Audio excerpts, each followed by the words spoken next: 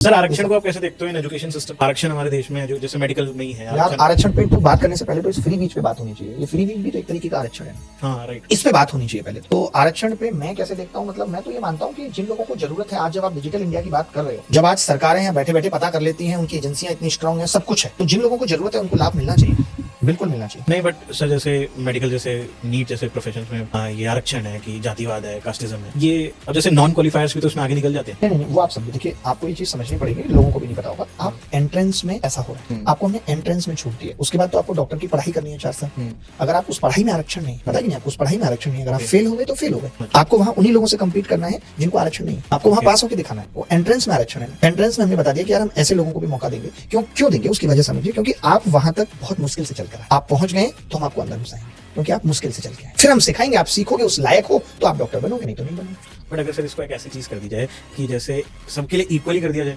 कि जो काबिल होगा वो चला जाएगा अंदर। नहीं, सबके लिए तो फिर आप इक्वल पैरामीटर पे ले आइए उनको शुरू से। वो सबसे ज्यादा सही नहीं रहेगा अगर इक्वल पैरामीटर पे? नहीं, बिल्कुल सही रहेगा, लेकिन आप क्या सोच रहे हैं इक्वल पैरामीटर पे कब लाने की सोच रहे हैं? जब वो बच्चा 12th कर चुका है और 12th तक जो उसने सहा है या जो उसको रिसोर्सेज कम मिले हैं, जो उसको मौके कम मिले हैं, उसका क्या, आपको ये भी सोचना पड़ेगा। हम यहाँ बैठ के नहीं देख पाते, लेकिन जब आप झारखंड में जाके आप आदिवासी लोगों को देखिए, जिनके लिए पानी जुटा पाना भी एक संघर्ष है, वहां से कोई एक बच्चा निकल गया है, फिर मैं कहूंगा कि नहीं मैं इक्वल अपॉर्चुनिटी दूं, तो ये अन्याय है ना। ये बात है, वो हम देख नहीं पाते कि वो किन संघर्षों से और किस तरीके का मेंटल दबाव झेलकर वहां पहुंचे। ये अपने आप खत्म हो जाएगा जब लोग इक्वालिटी पे आ जाएंगे, अपने आप वो अपने आप आएंगे। अपने आप हमारा बेसिक एजुकेशन सिस्टम सही हो जाएगा कि हम अरे सोशल डिस्क्रिमिनेशन हम जातियों के आधार पे नहीं कर रहे हैं, उस वक्त अपने आप हमें जरूरत नहीं पड़ेगी आरक्षण देने। आज जैसे कई बार आप एग्जाम में देखते होंगे कि ओबीसी की कट ऑफ जनरल से ऊपर निकल जाती है, यानी हम उनको सक्षम बना चुके हैं।